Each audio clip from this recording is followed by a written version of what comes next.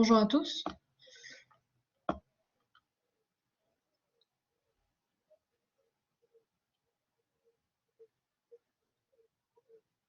M'entendez-vous?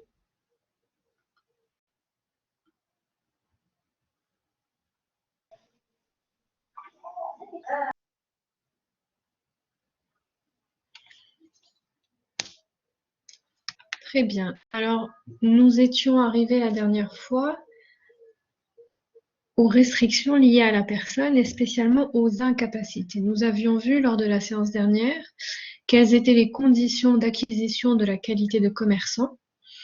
Nous avions vu que pour acquérir cette qualité, il fallait exercer de manière habituelle ou professionnelle des actes de commerce par nature en recherchant le profit. Et nous étions arrivés donc au paragraphe 2 de cette section en rapport avec les restrictions liées à la liberté d'exercer une activité commerciale. Nous avions vu que toute personne a la liberté d'entreprendre et donc peut exercer l'activité commerciale de son choix, que cette liberté d'entreprendre a une valeur constitutionnelle, mais au vu des risques que l'activité et l'exercice du commerce peut induire, il est nécessaire, donc le législateur a limité l'accès au statut de commerçant à certaines personnes.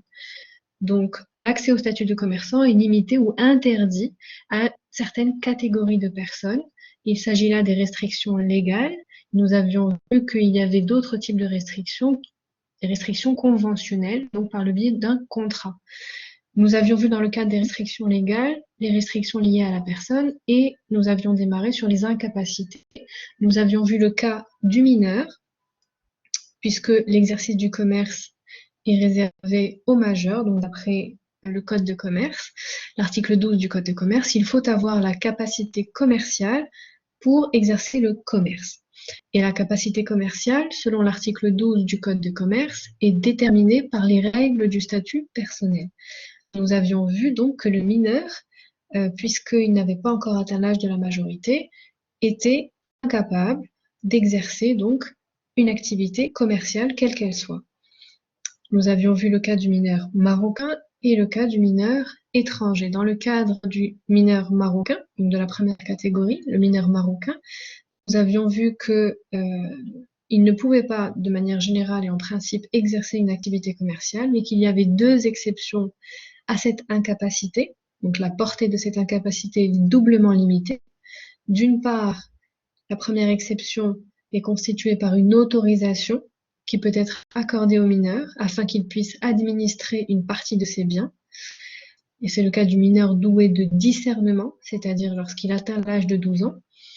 Il peut être autorisé à prendre possession d'une partie de ses biens pour en assurer la gestion à titre d'essai.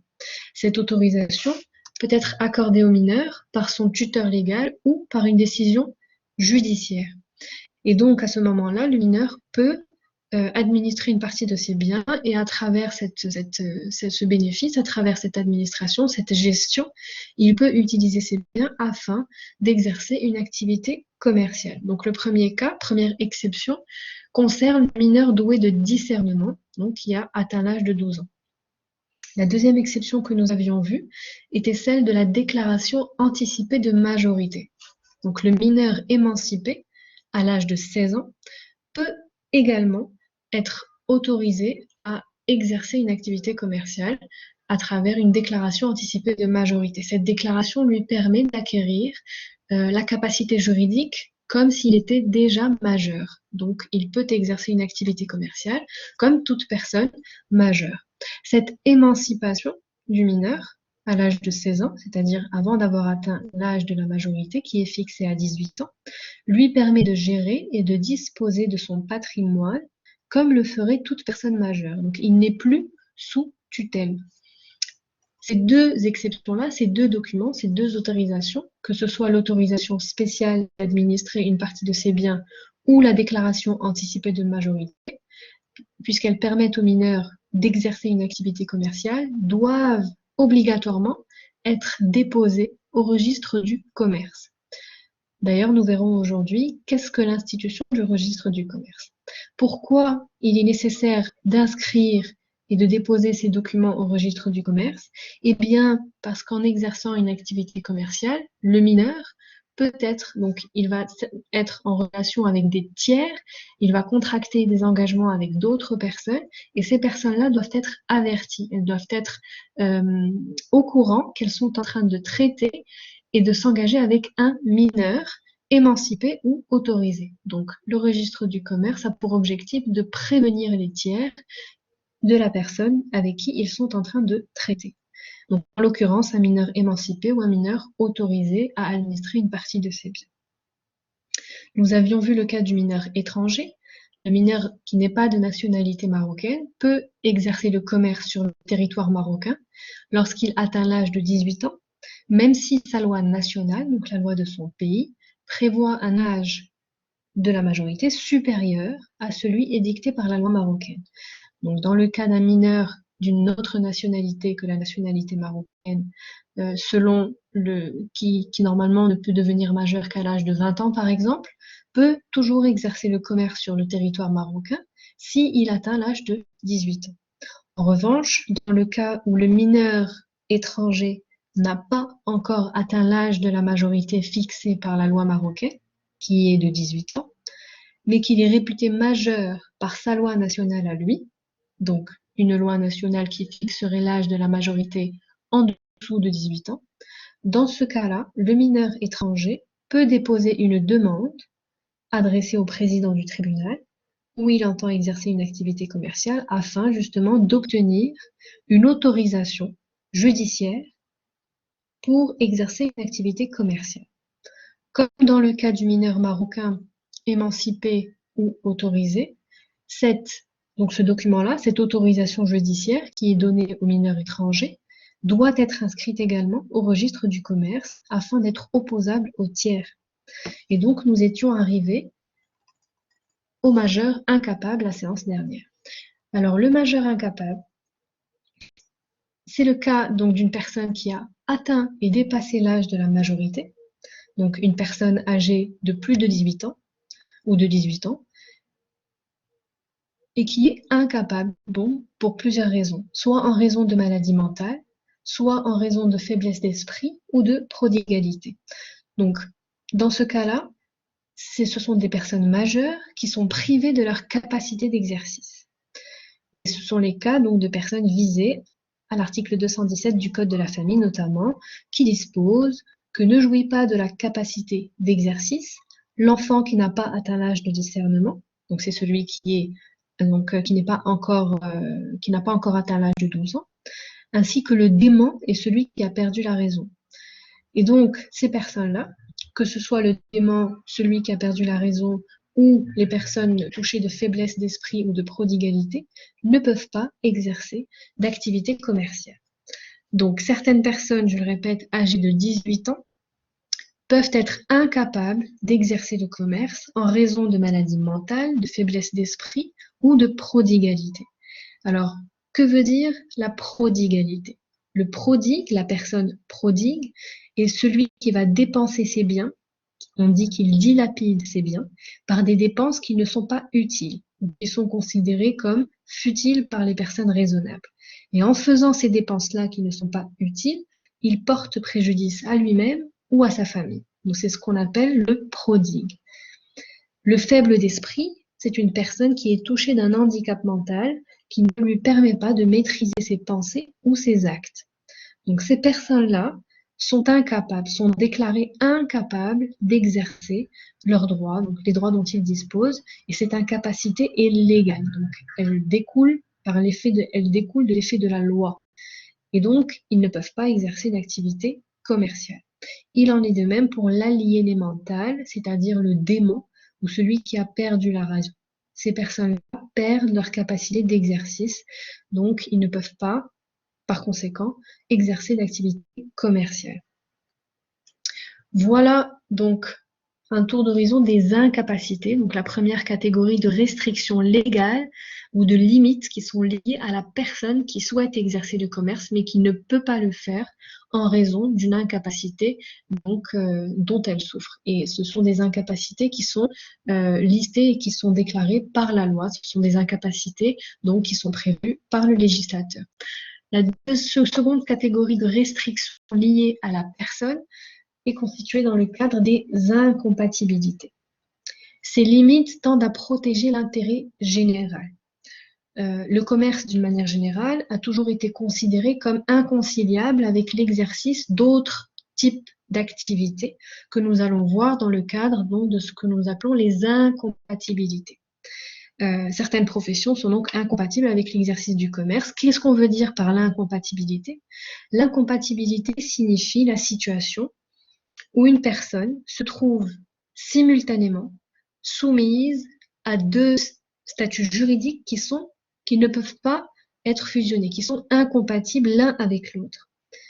Et par conséquent, dans ce cas-là, l'exercice d'une activité commerciale et la soumission au statut de commerçant empêcherait la réalisation d'autres activités ou l'exercice d'une autre profession.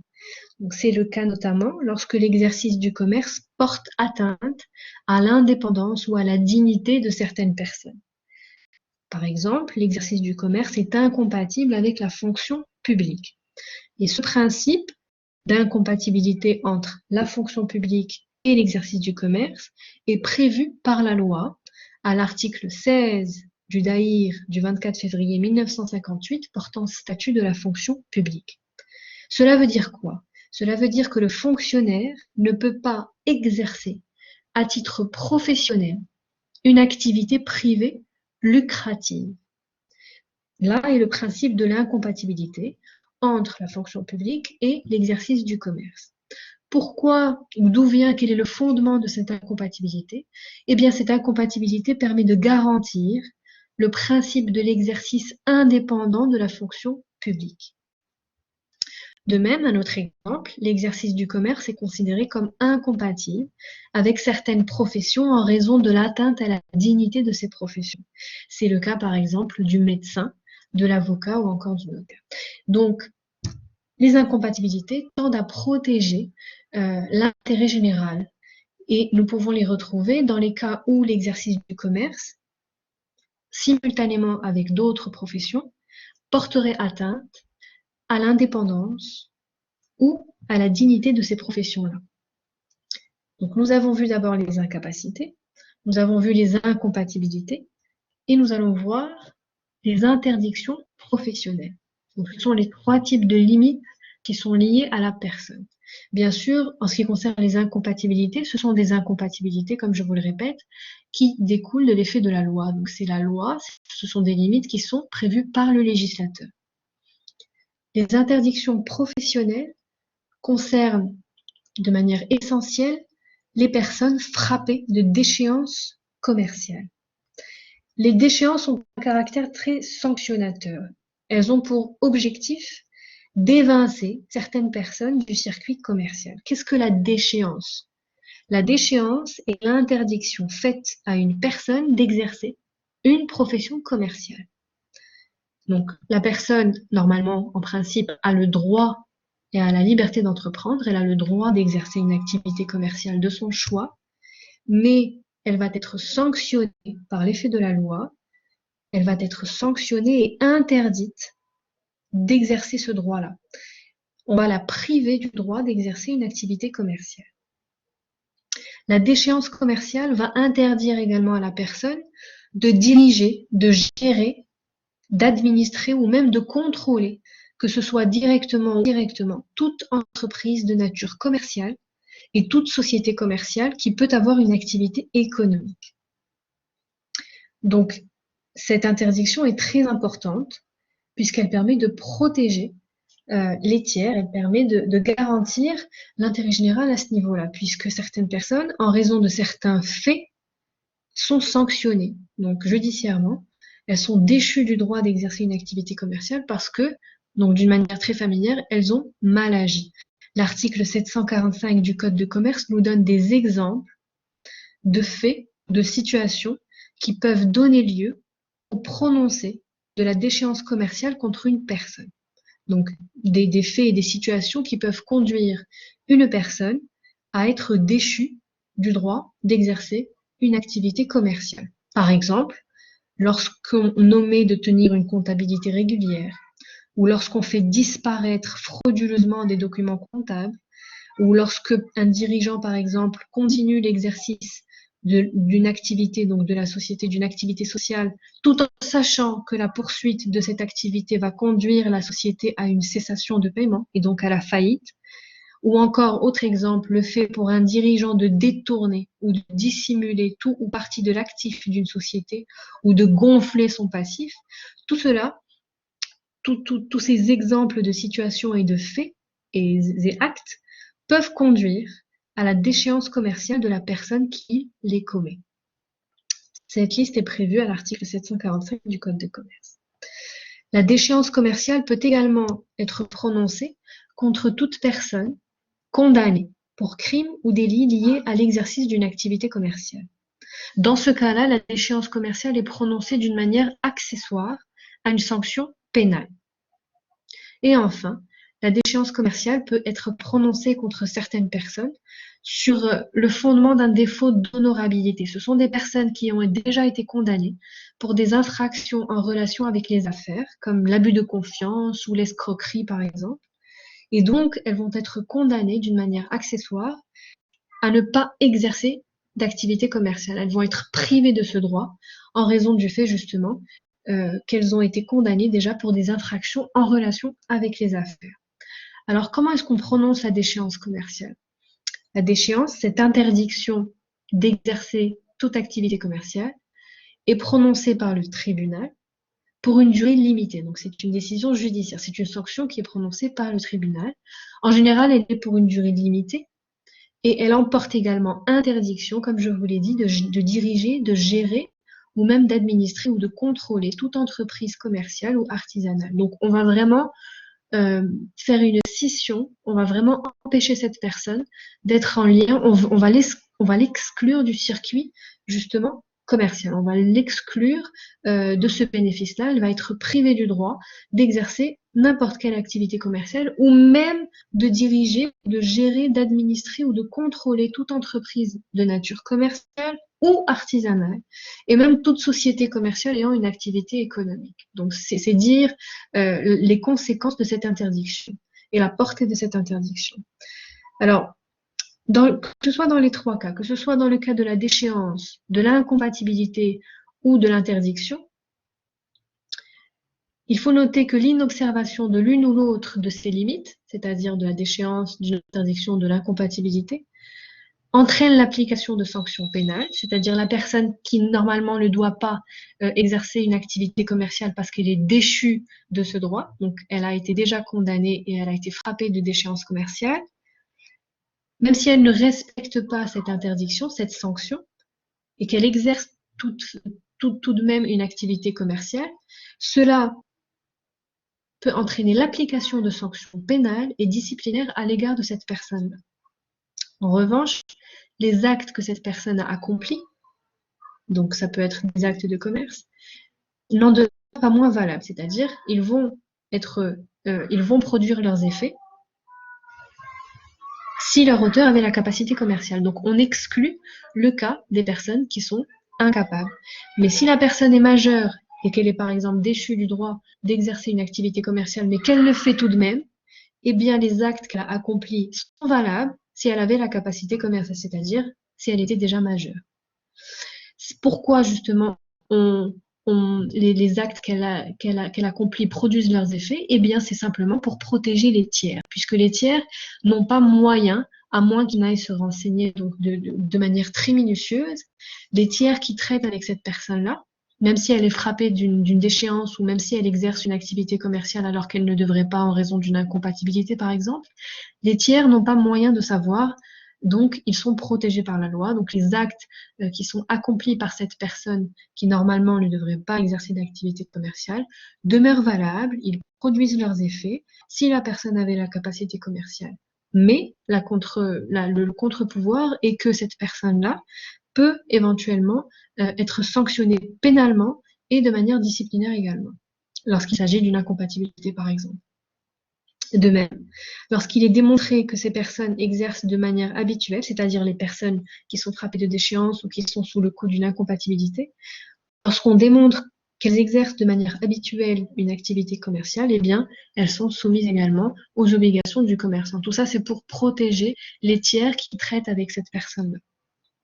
Donc, nous avons vu les restrictions légales à travers les incapacités, les incompatibilités et les interdictions professionnelles. Est-ce que vous avez des questions en rapport avec ces trois catégories?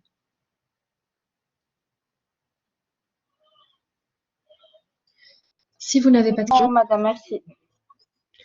si vous n'avez pas de questions, alors peut-être qu'il y a une question. Oui, mademoiselle Ishraq? Madame, s'il vous plaît, j'ai pas bien compris la personne frappée de déchéance commerciale. Alors, comme je vous l'ai dit, donc, au début de cette partie, la liberté d'entreprendre appartient à tout à chacun. Toute personne a le droit d'exercer une activité commerciale de son choix. Ce droit peut être enlevé à certaines personnes. Le droit d'exercer une activité commerciale peut être supprimé pour certaines personnes. C'est le cas lorsque certaines personnes sont frappées de déchéance commerciale. Le mot déchéance signifie qu'elles vont perdre ce droit qui normalement appartient à tout le monde, sauf dans les cas de restrictions qui sont prévues par la loi, des limites qui sont prévues par la loi. Cette personne, parce que de manière très familière, a mal agi, donc dans l'exercice d'une activité commerciale, ou parce qu'elle a été condamnée pour des infractions liées au monde des affaires, va être privée du droit d'exercer une activité commerciale, justement parce qu'on considère que l'activité commerciale est une activité à risque, puisque la personne va être engagée avec de nombreuses personnes qui peuvent s'engager financièrement, lourdement, et donc elle va contracter avec un certain nombre de personnes. Il faut protéger ces personnes-là. Il faut protéger les tiers qui traitent avec cette personne. Et lorsque donc l'on considère que la personne ne peut pas assumer ces risques-là, donc soit en raison du fait qu'elle a été déjà condamnée pour des infractions pénales liées au monde des affaires, lorsque par exemple elle a été condamnée pour escroquerie ou pour abus de confiance, etc. L'on va également la priver du droit d'exercer une activité commerciale pour justement protéger les personnes qui traitent avec elle. Également, lorsqu'une personne a mal agi, donc par exemple, il y a des obligations qui sont des obligations auxquelles sont soumis les commerçants, telles que le fait de tenir une comptabilité par exemple. Lorsqu'une personne qui exerce une activité commerciale ne le fait pas, lorsqu'elle ne tient pas une comptabilité régulière, ou lorsqu'elle elle omet elle enlève certains documents comptables pour fausser sa comptabilité, ou lorsqu'un dirigeant, par exemple, va gonfler frauduleusement le passif, ou encore lorsqu'il va supprimer tout ou partie de l'actif de la société pour fausser sa comptabilité, l'on considère que ce sont des faits qui sont très graves, qui peuvent avoir des conséquences très graves, donc notamment en raison du fait qu'il y a beaucoup de personnes, des tiers qui traitent avec la société, qui doivent être protégées. Il faut obligatoirement que ces personnes-là agissent avec honorabilité, qu'elles agissent avec bonne foi et qu'elles agissent surtout en respectant les obligations légales qui sont mises à leur charge. Et donc, compte tenu de la gravité de ces faits et de ces actes qui peuvent être commis, que ce soit par des commerçants, des dirigeants de sociétés commerciales ou autres, ces personnes-là peuvent être privées du droit d'exercer une activité commerciale parce que justement, on considère qu'elles n'ont pas cette capacité. Elles ne peuvent pas le faire pour X et Y raison. Oui, madame. Est-ce que vous avez compris? Oui, madame, merci beaucoup. Donc, nous passons aux restrictions liées à l'activité exercée. Dans ce cadre-là, nous allons voir les activités qui sont interdites, donc qui ne peuvent pas être exercées par toute personne, et les activités qui sont toute personne, qu'elle soit nationale ou étrangère, donc qu'elle soit de nationalité marocaine ou même étrangère. Et nous allons voir également les activités qui peuvent être exercées mais qui nécessitent de remplir certaines conditions, donc pour la personne qui souhaite exercer ces activités-là. Alors, première catégorie, les activités qui sont interdites. Certaines activités sont interdites pour des impératifs d'ordre public ou en raison d'un monopole de l'État. Donc, je vais doucement pour que vous me suiviez. En ce qui concerne les activités qui sont interdites pour des impératifs d'ordre public, cela va de fois, vous voyez donc dans la présentation que certaines activités commerciales ne peuvent bien sûr pas être exercées puisqu'elles sont contraires soit aux mœurs, ou alors parce qu'elles représentent un danger manifeste, donc pour l'ordre public, ou encore lorsque justement elles sont déclarées comme interdites pour des raisons de défense nationale, de sécurité ou de santé publique. Donc, certaines activités commerciales sont interdites, comme je vous l'ai dit, pour plusieurs raisons. Soit pour des raisons de défense nationale, puisqu'elles présentent un risque justement pour la sécurité nationale, soit pour des raisons de santé publique, soit pour des raisons de moralité. Je vous donne des exemples, comme par exemple le commerce d'armes et d'explosifs, le commerce de stupéfiants, le trafic d'organes ou encore le commerce du corps humain. Tous ces types d'activités sont interdites et cela se comprend aisément. Il y a également des activités qui sont interdites, donc du commerce, comme par exemple l'interdiction du commerce des objets, images qui sont contraires aux mœurs, le commerce de stupéfiants, comme je vous l'ai dit, et l'interdiction du commerce également lié aux jeux de hasard. Donc, dans le cadre du Code pénal à l'article 282, nous avons clairement disposer que sont punis de l'emprisonnement de 3 mois à 1 an et d'une amende, donc de 1200 à 100 000 dirhams, ceux qui, sans autorisation de l'autorité publique, tiennent une maison de jeux de hasard et y admettent le public, soit librement, soit sur la présentation d'affiliés, etc., soit lorsqu'ils installent sur la voie et dans les lieux publics justement des jeux liés ou des installations qui peuvent conduire aux jeux de hasard. Tous ces cas-là représentent des activités qui sont interdites par la loi et qui ne peuvent pas être exercées. D'autres activités sont interdites pour des raisons politiques. C'est le cas lorsque l'État jouit d'un monopole dans le cadre de ces activités-là. Et dans ce cas-là, cette interdiction s'applique sans distinction, que ce soit aux nationaux et aux étrangers. C'est le cas, par exemple, du transport donc aérien à l'intérieur du royaume et de l'exploitation des gisements de phosphate. Ces activités sont réservées à l'État et ne peuvent pas être exercées par d'autres personnes, que ce soit des personnes marocaines ou étrangères, puisque justement, on ne peut pas concurrencer l'État dans ce cas-là, puisque l'État jouit d'un monopole à ce niveau. L'important pour vous, c'est de retenir que certaines activités sont interdites par l'effet de la loi, soit parce qu'elles sont contraires à l'ordre public, soit parce que ce sont des activités réservées à l'État. Donc, c'est tout ce que vous devez retenir. Et bien sûr, vous devez avoir des exemples en tête d'activités contraires à l'ordre public et d'activités qui sont réservées à l'État. D'autres activités, comme je vous l'ai dit, sont soumises à conditions. C'est-à-dire que les personnes souhaitant exercer ces activités-là doivent remplir certaines conditions, doivent satisfaire certaines conditions. Parfois, ces conditions sont sous la forme de l'obtention d'un diplôme, soit sous la forme de l'obtention d'une autorisation administrative telle que les licences ou les agréments. Dans le cadre, par exemple, de l'obtention d'un diplôme, nous pouvons citer le cas du pharmacien, par exemple. Un pharmacien, avant de pouvoir ouvrir son officine et exercer, il doit obligatoirement obtenir un diplôme de pharmacien. C'est une obligation. Sans ce diplôme-là, il ne peut absolument pas ouvrir son officine et exercer sa profession. Dans d'autres cas, comme je vous l'ai dit, la personne qui souhaite exercer donc une activité donnée doit obtenir une autorisation administrative sous la forme d'une licence ou d'un agrément. Donc, dans ce cas-là, l'autorisation administrative est indispensable avant l'exercice de l'activité commerciale envisagée ou même de l'ouverture du commerce en question. Par exemple, vous avez le transport public des personnes. Lorsqu'une personne souhaite exercer une activité de transport, comme vous vous rappelez certainement de la première partie que nous avons étudiée, le transport est une activité commerciale par nature. Lorsqu'une personne souhaite exercer une activité de transport public des personnes, eh bien la loi impose que cette personne-là obtienne un agrément du ministère des Transports. Nous avons vu également dans le cadre de la première partie que les agences de voyage, les services proposés par les agences de voyage étaient considérés comme entrant dans la catégorie des activités de service, des activités commerciales par nature.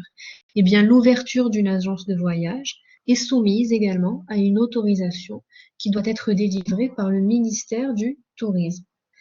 Donc là, ce sont deux exemples d'activités commerciales qui nécessitent une autorisation, donc un agrément par soit le ministère des Transports, soit le ministère des Tourismes. Ce sont deux exemples.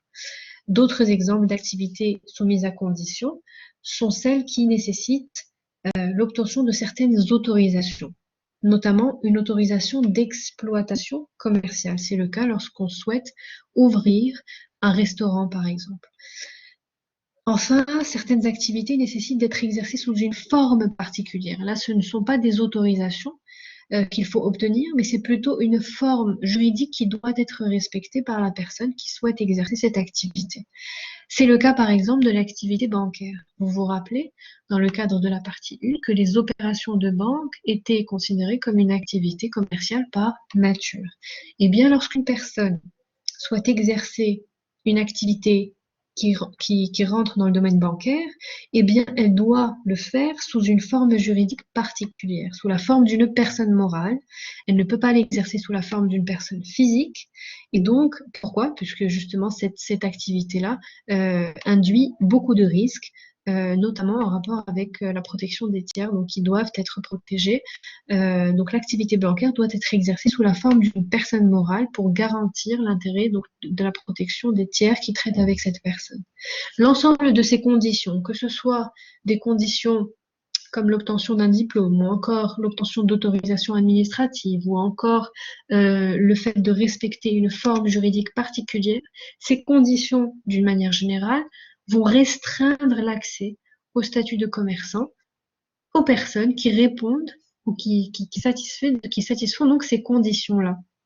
Toutes les personnes qui ne peuvent pas satisfaire à ces conditions, qui ne remplissent pas ces conditions, ne pourront pas exercer les activités donc, qui sont visées dans ce cadre-là. Ce sont des exemples que je vous ai donnés.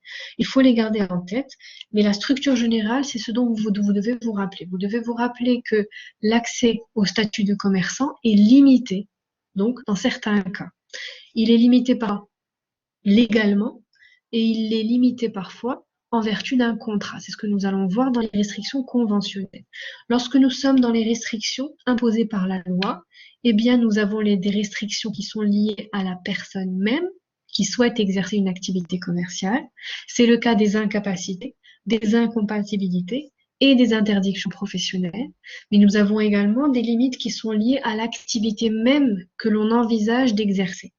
Dans ce cas-là, nous avons vu des activités qui étaient complètement, donc radicalement interdites par la loi, et nous avons vu les activités qui nécessitaient de remplir certaines conditions. Donc, d'une manière générale, il faut respecter bien sûr ces interdictions, il faut respecter ces limites avant de pouvoir justement accéder au statut de commerçant. Est-ce que vous avez des questions en rapport avec les restrictions légales, d'une manière générale?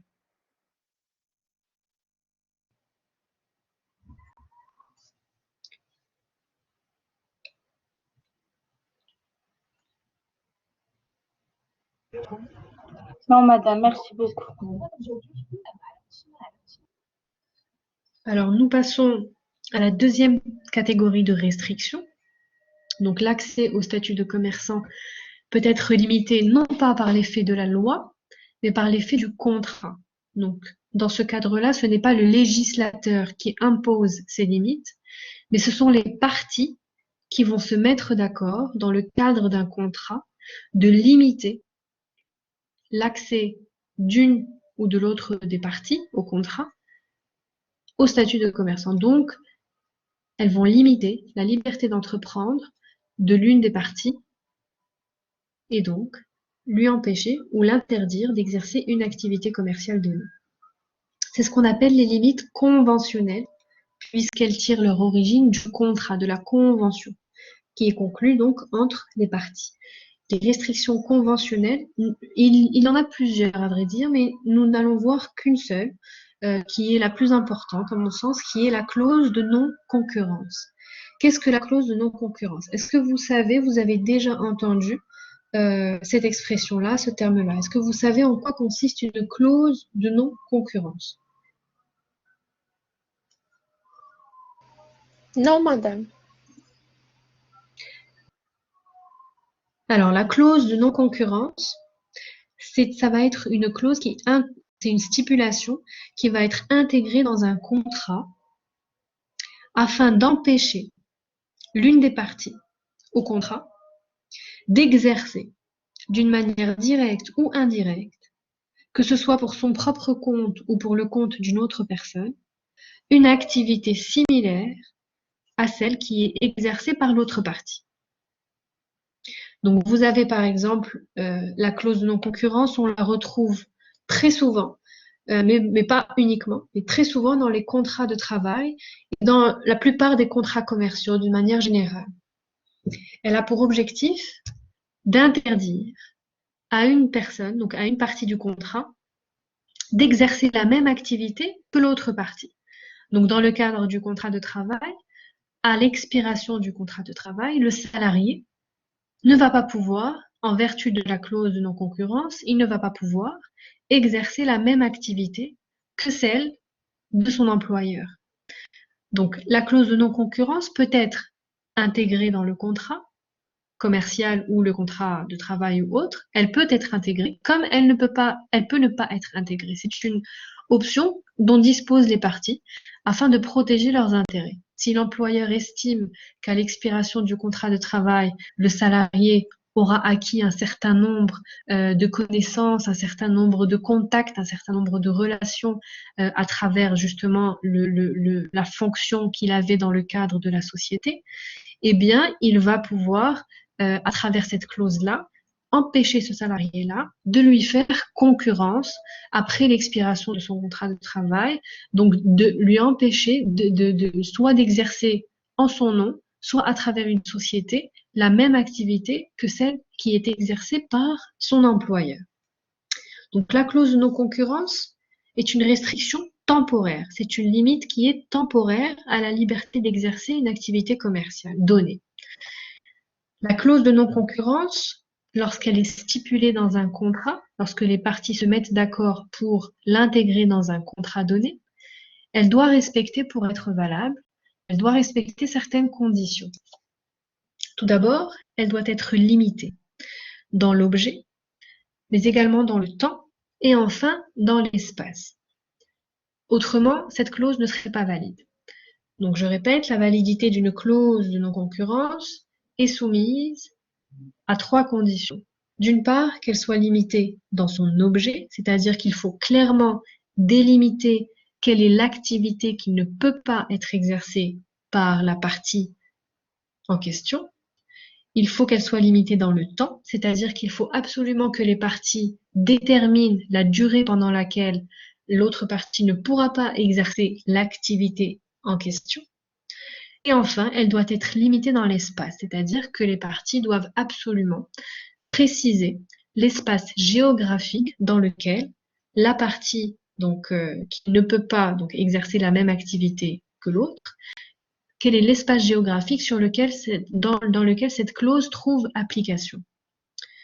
Donc, par exemple, un salarié qui travaille dans une société dont l'activité est l'imprimerie, par exemple, l'imprimerie et l'édition. Vous savez que l'imprimerie et l'édition, comme nous l'avons vu dans le cadre de la partie 1, l'imprimerie et l'édition est une activité commerciale par nature. Donc, je vous donne l'exemple d'une société dont l'activité est l'imprimerie et l'édition. Un salarié a conclu un contrat de travail avec cette société-là. En signant ce contrat, eh bien, il se rend compte que le contrat intègre une clause de non-concurrence. En signant ce contrat de travail, donc au départ, le salarié s'oblige à ne pas entreprendre, à ne pas exercer une activité similaire à cette société-là. C'est-à-dire qu'à l'expiration de son contrat, à l'expiration de son contrat de travail, il ne pourra pas créer une société lui-même ou exercer lui-même en tant que personne physique l'activité commerciale qui est liée à l'imprimerie et l'édition. Et ce, pour une durée limitée. Donc, la clause devra spécifier la durée limitée, donc par exemple une durée de 3 ans, et la région sur laquelle il ne peut pas donc exercer cette activité-là, soit en tant que personne physique, soit à travers une société. Donc, par exemple, cette clause va être formulée donc de la manière à dire le salarié s'engage à l'expiration de son contrat de travail à ne pas entreprendre, soit pour son propre compte, soit pour le compte d'une autre personne, une activité similaire à celle exercée par l'autre partie, à savoir l'imprimerie et l'édition, et ce pour une durée de 3 ans sur toute la région de Casablanca. Donc, la clause dans ce cas-là est limitée dans son objet, puisque l'activité qui est interdite et qui ne pourra pas être exercée par le salarié est l'activité d'imprimerie et d'édition. Elle est limitée également dans le temps, puisque le salarié ne pourra pas exercer cette activité pour une durée de 3 ans. Et enfin, elle est limitée dans l'espace, puisqu'il ne pourra pas l'exercer, donc sur la région de Casablanca, sur la ville de Casablanca. Donc ça, c'est un exemple que je vous donne d'application de la clause de non-concurrence. La clause de non-concurrence, on peut la retrouver également dans un certain nombre de contrats commerciaux où les parties se mettent d'accord afin justement de ne pas exercer d'activité concurrentielle, que ce soit l'une au profit de l'autre. L'important que vous devez retenir, c'est que la clause de non-concurrence limite temporairement la liberté d'entreprendre d'une personne. Et donc, à ce niveau-là, elle trouve son origine dans le contrat et non pas dans la loi. Elle doit être intégrée dans un contrat et elle doit respecter les conditions de validité que vous avez à l'écran afin justement d'être applicable. Et dans ce cas-là, ça limite, comme je vous l'ai dit, la liberté d'entreprendre d'une personne en question, puisqu'elle ne pourra pas exercer une activité commerciale donnée qui sera spécifiée dans le contrat en question. Vous avez d'autres types de limites conventionnelles à l'exercice du commerce, comme par exemple la clause de non-rétablissement. C'est une clause qui est insérée dans le cas d'une vente d'un fonds de commerce. Elle est insérée dans le contrat de vente du fonds de commerce pour interdire à la personne qui vend son fonds de commerce, qui cède son fonds de commerce, de se rétablir à proximité des lieux où se trouve le fonds qui a été vendu. Donc, par exemple, une personne vend son fonds de commerce, elle vend, donc, par exemple, un épicier va vendre son fonds de commerce, eh bien, le contrat de vente du fonds de commerce va spécifier une clause de non-rétablissement par laquelle le vendeur du fonds de commerce s'engage à ne pas, du jour au lendemain, donc après la vente du fonds de commerce, à ne pas ouvrir dans un autre local, donc à quelques mètres de celui qui a été vendu, d'ouvrir d'ouvrir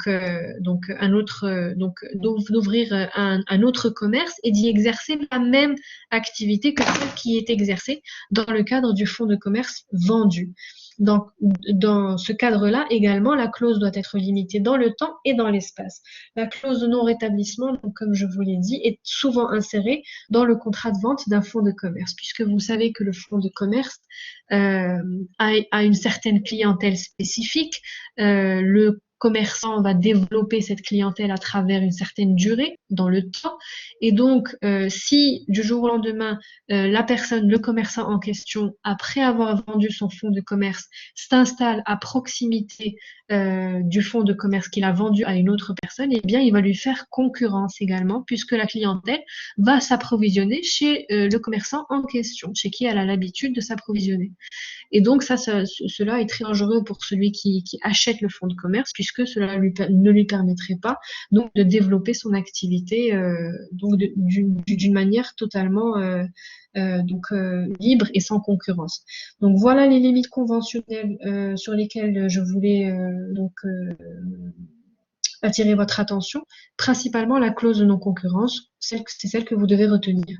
Donc, vous avez les restrictions légales et les restrictions conventionnelles. Nous avons vu le cas de la clause de non-concurrence. Si vous avez des questions à ce niveau-là, n'hésitez pas à les poser. Autrement, nous pouvons passer à la section 2 qui traite des différents types de commerçants. Est-ce que vous avez des questions en ce qui concerne la clause de non-concurrence, les limites conventionnelles à l'exercice du commerce?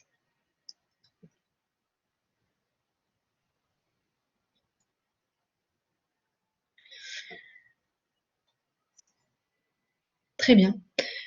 Donc, si vous n'avez pas de questions, nous passons à la section 2. Est-ce que l'un d'entre vous peut me définir ce qu'est un patrimoine? Est-ce que vous avez une idée de la notion de ce que veut dire un patrimoine, de la notion de patrimoine?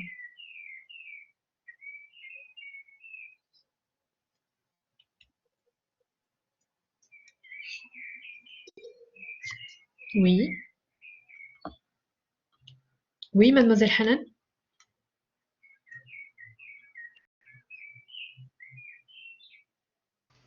Madame, c'est la richesse ou bien un bien propre. Alors, un bien uniquement?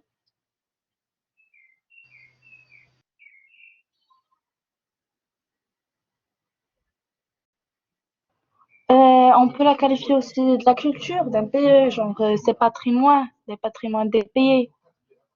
Alors, ce que je veux dire par patrimoine, la question se rapporte uniquement aux personnes physiques ou personnes morales. D'accord. Lorsqu'on Donc, dit des fois, c'est quelqu'un qui a hérité quelque chose de ses parents. C'est patrimoine, non? c'est un cas, effectivement, mais le patrimoine, donc, comme vous l'avez dit, est constitué par l'ensemble des biens qui appartiennent à une personne physique ou morale. Ce patrimoine-là peut se transmettre par héritage, effectivement, par succession. Donc, le patrimoine, d'une manière très simple, consiste en l'ensemble des biens qui appartiennent à une personne, qu'elle soit physique ou morale. Chaque personne, physique ou morale, dispose d'un patrimoine. Ce patrimoine est unique, c'est-à-dire que toute personne ne peut disposer que d'un seul patrimoine, et il est universel, c'est-à-dire qu'il contient à la fois des éléments, des biens, des éléments d'actifs et des éléments de passifs. Par l'exercice d'une activité commerciale, comme je vous l'ai dit plusieurs fois, le commerçant est amené à prendre des risques financiers, des risques juridiques qui peuvent mettre en péril sa situation personnelle, c'est-à-dire ses biens familiaux, son logement, son argent. Un commerçant, lorsqu'il souhaite donc entreprendre une activité commerciale donnée, il va engager donc son argent, parfois il va engager ses biens personnels, et donc à ce moment-là, il engage une partie de son patrimoine. Il engage son patrimoine, les biens dont il dispose. Cependant, les risques que le commerçant prend vont être différents selon qu'il exerce son activité en tant que personne physique ou sous forme d'une société. Ce choix, donc, lorsqu'une personne désire donc exercer une activité commerciale, cette personne devra choisir soit de le faire sous forme de personne physique, soit de le faire sous forme de société, donc sous forme de personne morale. Et le choix entre l'une ou l'autre des options a une influence directe sur son patrimoine, le patrimoine dont dispose cette personne. Alors, le commerçant, personne physique tout d'abord. L'entreprise, vous le savez certainement, l'entreprise donc est une unité économique juridiquement autonome, organisée pour produire des biens ou des services pour le marché. Pour exploiter cette entreprise-là, le commerçant peut le faire en tant que personne physique. Et dans ce cas-là, il va développer l'activité commerciale en son propre nom, comme par exemple le commerçant épicier. Donc il peut, c'est l'exemple le plus commun, le commerçant donc épicier exerce son activité, développe son fonds de commerce en son propre nom et pour son compte personnel. Dans ce cas-là, il va engager le patrimoine dont il dispose, son patrimoine personnel. Le commerçant personne physique exploite son entreprise lui-même, il le fait en son nom et il le fait pour son propre bénéfice, pour son propre compte. Donc, par exemple, un commerçant personne physique, lorsqu'il souhaite démarrer son activité, donc une activité commerciale donnée, eh bien, il va financer ce démarrage-là, il va financer son activité ou le début de son activité en investissant son argent personnel dont il dispose, soit pour acheter des équipements, soit pour acheter du matériel, soit pour acheter le fonds de commerce. Il peut également utiliser sa voiture, même pour ses déplacements personnels, sa voiture donc familiale, sa voiture personnelle.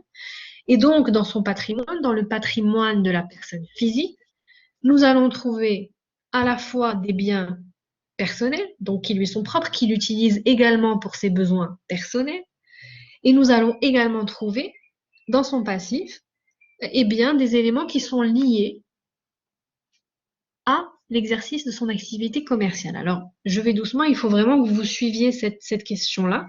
Toute personne, physique ou morale, a un patrimoine unique. Donc, toute personne, physique ou morale, ne peut avoir qu'un seul patrimoine. Lorsque le commerçant exerce sous forme de personne physique, il engage son patrimoine personnel, c'est-à-dire les biens dont il dispose. Et à ce moment-là, il investit son argent personnel, il utilise les biens dont il dispose pour l'exercice de son activité. Dans ce cas-là, puisqu'il engage son patrimoine personnel, il n'y a pas de scission, il n'y a pas de séparation entre les biens, le passif qui est lié à l'activité qu'il développe, l'activité commerciale, et les biens qu'il dispose dans son patrimoine personnel et qu'il utilise pour ses besoins personnels. Donc, dans le patrimoine du commerçant personne physique, l'on va trouver les biens dont il dispose et qu'il utilise à titre personnel. Et l'on va également trouver au passif de son patrimoine les loyers, par exemple, du local dans lequel il exerce son activité commerciale, les dettes qu'il va contracter auprès des fournisseurs et des différentes parties avec lesquelles il contracte. Et donc, dans ce cas-là, il y a confusion des patrimoines donc personnels et professionnels. Le commerçant personne physique n'en a qu'un et ce patrimoine va à la fois contenir des éléments liés à l'activité qu'il développe, mais également des éléments qui sont liés. Oui, alors je pense qu'il y a une question, mais également des éléments liés donc aux biens dont il dispose à titre personnel. Oui, mademoiselle Fatem Zara. Madame, qui est la différence entre personne morale et personne physique? Eh bien, nous avons vu ça dans le cadre de l'introduction. Une personne physique est tout individu. Donc, sujet de droit comme vous et moi. Personne physique. La personne morale, c'est un groupement de personnes, un groupement d'individus qui se réunissent afin de donner naissance à une personne morale, une personne qui est détachée de leur personne et qui va avoir la personnalité juridique elle-même en tant que personne morale. Par exemple, la société est une personne morale. Mais c'est une personne à part entière, c'est-à-dire qu'elle est détachée de la personne de ses associés. Et donc, le risque pour le commerçant personne physique, lorsqu'il exerce sous cette forme-là, le risque pour lui est d'engager son patrimoine personnel puisque son patrimoine devient la garantie des créanciers. Par conséquent, s'il ne parvient pas à payer ses fournisseurs et ses créanciers, s'il ne parvient pas, par exemple, à rembourser un crédit qu'il a pu contracter pour démarrer son activité, s'il n'arrive pas à payer ses fournisseurs ou autres, dans ce cas-là, les créanciers vont pouvoir saisir les éléments de son patrimoine personnel pour être payés. Et donc, c'est vraiment très dangereux à ce niveau-là. Ça comporte des risques importants puisque le commerçant personne physique, puisqu'il engage son patrimoine personnel, il peut éventuellement perdre ses biens s'il n'arrive pas à payer correctement ses créanciers et les dettes donc qu'il a pu contracter. Pour éviter ce risque-là, pour limiter ce risque-là, le risque lié à l'exploitation donc d'une activité commerciale, et pour protéger son patrimoine personnel et ses biens personnels, eh bien le commerçant peut choisir de créer une société. Et il peut choisir à ce moment-là, donc à travers cette création de société, il va détacher son patrimoine son patrimoine personnel, du patrimoine de la société. Comme je vous l'ai dit au tout début de cette partie, chaque personne physique ou morale dispose d'un patrimoine, un patrimoine unique et universel. En créant une société, le commerçant, en tant que personne physique, va pouvoir détacher son patrimoine personnel du patrimoine de la société, puisque la société aura un patrimoine qui lui est propre, son propre patrimoine, et ce patrimoine-là va pouvoir contenir les éléments liés au développement de l'activité commerciale en question. Dans ce cas-là, puisque la société disposera d'un patrimoine à elle, d'un patrimoine qui lui sera propre et qui est séparé de celui de l'entrepreneur personne physique, eh bien dans ce cas-là, cela permettra à l'entrepreneur de protéger ses biens personnels qui ne pourront pas être saisis si la société n'arrive pas à payer ses créanciers. Les risques de l'activité commerciale à ce moment-là seront supportés par la société. Ils ne seront pas supportés par l'entrepreneur personne physique, puisque c'est la société qui sera engagée envers les créanciers. Ce ne sera pas l'entrepreneur en tant que personne physique. Et donc, la personne qui devra payer les dettes qui seront contractées auprès des fournisseurs et autres, eh bien, ce sera la société elle-même, ce ne sera pas l'entrepreneur. L'entrepreneur, à ce moment-là, il sera associé au sein de la société. Il va créer la société, il aura des parts dans cette société, mais il ne sera pas engagé en tant que personne physique auprès des créanciers. C'est la société en elle-même, en tant que personne morale, qui sera engagée envers les tiers. Et donc, en cas de faillite, les créanciers ne pourront saisir que les éléments du patrimoine de la société pour se faire payer. Ils ne pourront pas aller au-delà.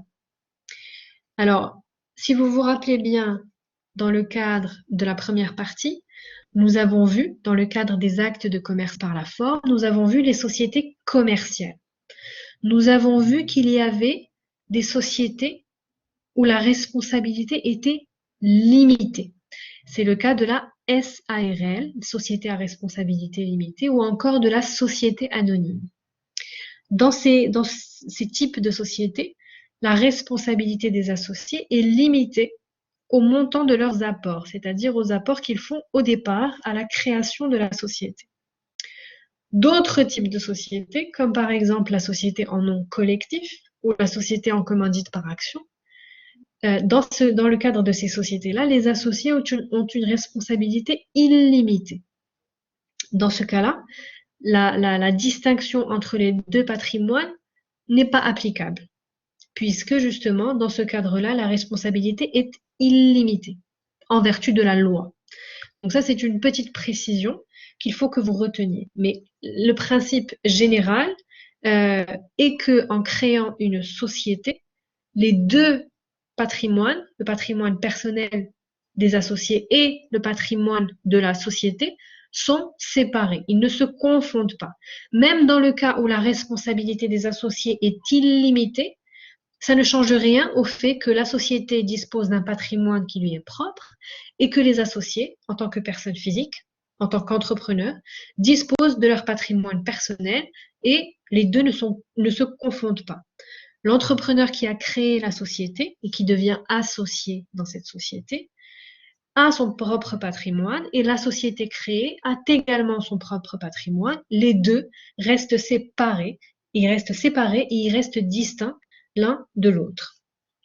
La responsabilité illimitée de l'associé, dans le cadre de certaines sociétés telles que la société en nom collectif, signifie uniquement que lorsque le patrimoine de la société ne permet pas de désintéresser les créanciers, lorsqu'il ne permet pas de payer toutes les dettes de la société, eh bien, cela veut dire que les créanciers pourront éventuellement se faire payer sur le patrimoine personnel des associés. Mais ce n'est qu'une conséquence de l'insuffisance du patrimoine de la société. Les deux patrimoines restent séparés dans l'absolu. Donc, l'importance de cette partie est que vous gardiez en tête et de vous exposer qu'il y a différentes façons d'exploiter une entreprise, différentes formes juridiques que l'entrepreneur peut adopter. Il peut le faire donc sous forme de personne physique ou alors sous forme d'une société. Dans les deux cas, cela a une influence sur le patrimoine personnel de l'entrepreneur et donc ce n'est pas négligeable puisque bien sûr les risques liés à l'exercice d'une activité commerciale sont très importants. Et donc avec ce paragraphe, on clôt cette partie en rapport avec l'acquisition de la qualité de commerçant, ce premier chapitre. Donc, pour faire un résumé de ce premier chapitre, nous avons vu les différentes conditions d'acquisition de la qualité de commerçant. Nous avons vu les limites à l'acquisition de cette qualité à travers les restrictions légales et les restrictions conventionnelles. Et nous venons de voir, donc une fois que le client, pour acquérir cette qualité, il peut exploiter son activité sous forme de personne physique ou sous forme de personne morale.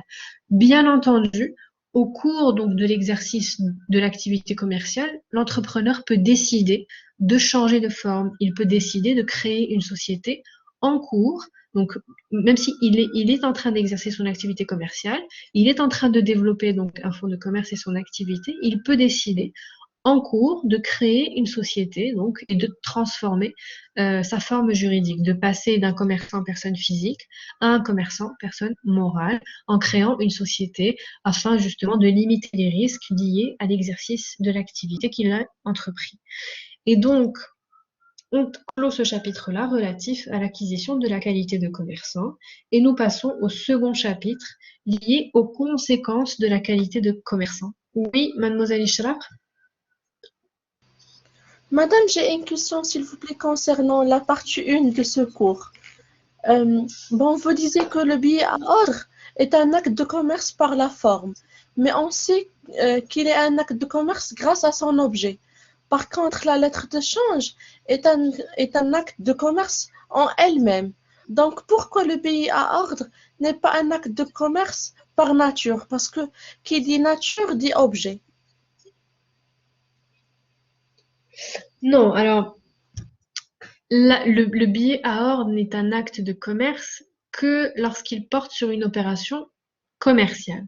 Ça, vous l'avez bien dit. En revanche, lorsqu'on parle d'actes de commerce par nature, ce sont des actes, ce sont des activités dont, si vous voulez, l'objet même, la nature même, en raison de leur, si vous voulez, nature intrinsèque, ce sont des activités qui sont déclarées par la loi comme étant commerciales. Ce sont des activités commerciales qui permettent d'acquérir la qualité de commerçant. Il faut faire la différence. Lorsqu'on parle d'activité commerciale par nature, l'on parle d'actes de commerce fondamentaux, d'actes de commerce principaux, dont l'exercice permet d'acquérir la qualité de commerçant. Telle est la grande différence entre les deux. L'acte de commerce par la forme est juste on fait référence dans ce cadre-là aux instruments du commerce qui ne donnent absolument pas la qualité de commerçant.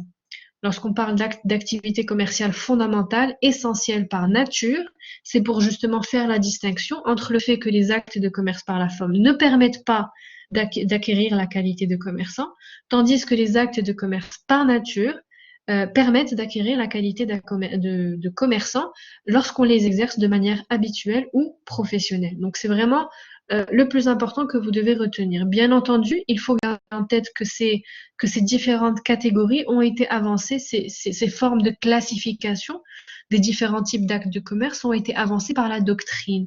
Donc, la loi ne qualifie pas la liste des activités à l'article 6 du Code de commerce comme étant des actes de commerce par nature.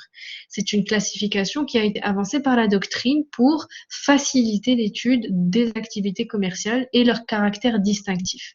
D'accord? Donc, vous devez garder en tête que les actes de commerce par nature permettent d'acquérir la qualité de commerçant, tandis que les actes de commerce par la forme ne permettent absolument pas à une personne de devenir commerçante. Ce sont des instruments du commerce qui, en cas de litige, seront soumis au régime juridique établi par le droit commercial. Oui, madame, merci beaucoup. Si vous avez des questions en rapport avec la partie 1, j'y répondrai à la fin donc, de la séance. Pour l'instant, pour ne pas perdre le fil, nous restons donc sur le chapitre consacré à l'acquisition de la qualité de commerçant et aux commerçants de manière générale. Est-ce que vous avez des questions en rapport avec ce premier chapitre?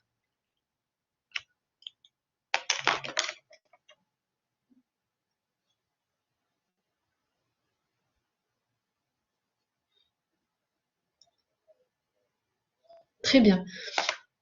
Donc, s'il n'y a pas de questions, nous passons aux conséquences de la qualité de commerçant. Lorsqu'une personne acquiert la qualité de commerçant, lorsqu'elle a la qualité de commerçant, cela a pour conséquence, comme je vous l'ai dit donc, dans le cadre de l'introduction de cette partie 2, cela a pour conséquence de soumettre la personne, que celle-ci soit physique ou morale, de la soumettre au statut juridique imposé par le droit commercial, c'est-à-dire au statut de commerçant. Et donc, à ce niveau-là, les règles qui sont imposées par le droit commercial sont beaucoup plus contraignantes que celles prévues par le droit civil, que ce soit en rapport avec le régime juridique des actes qui sont conclus par cette personne en tant que commerçante, ou en rapport avec les règles de compétence juridictionnelle notamment, ont rapport avec les règles de procédure, donc en cas de litige. Ce sont des règles qui sont beaucoup plus contraignantes que celles qui sont prévues par le droit civil. Ce sont des règles imposées par le droit commercial. Et lorsqu'une personne acquiert la qualité de commerçant, elle est soumise de facto à ce statut-là. Bien sûr, cela n'a pas que des inconvénients.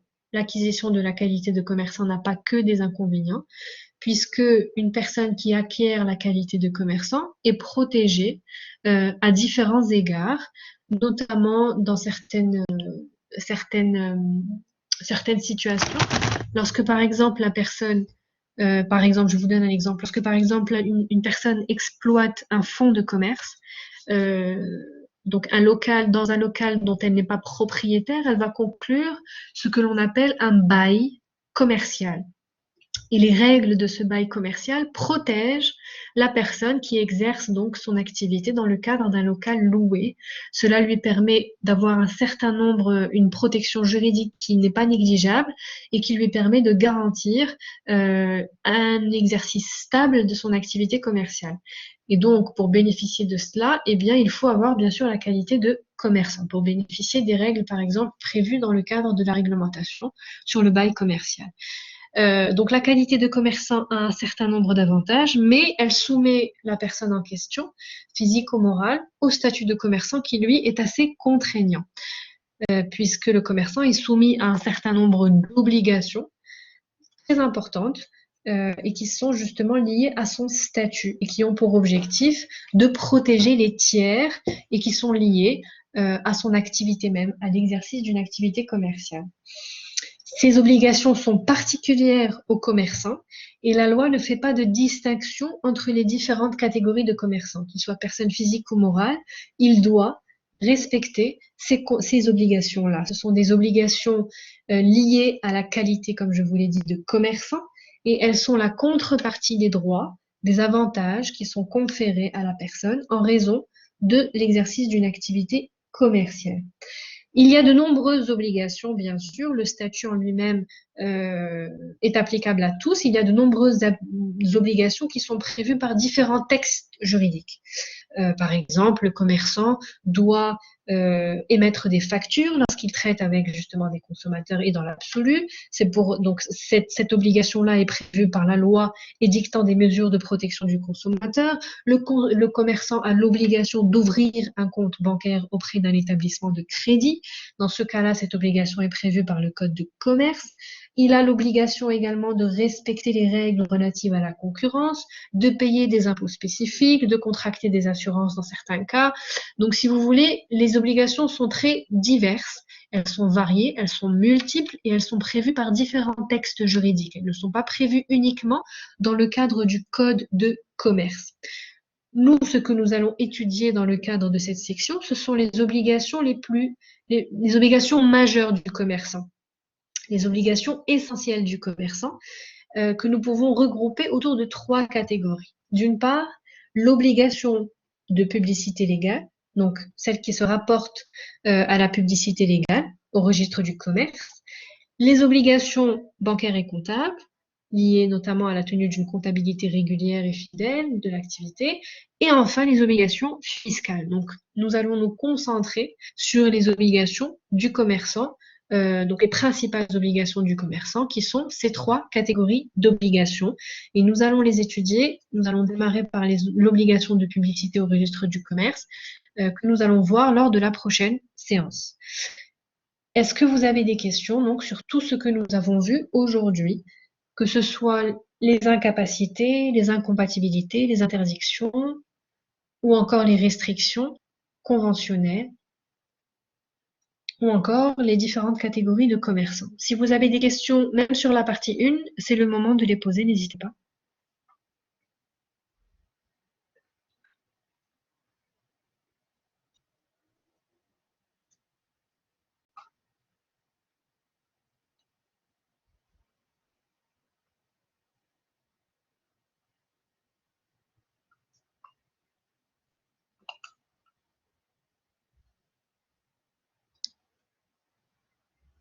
Donc, s'il n'y a pas de questions,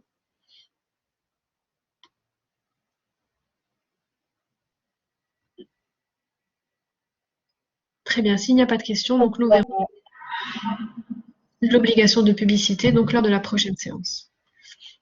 D'accord, merci beaucoup, madame. Je vous en prie, au revoir. Au revoir.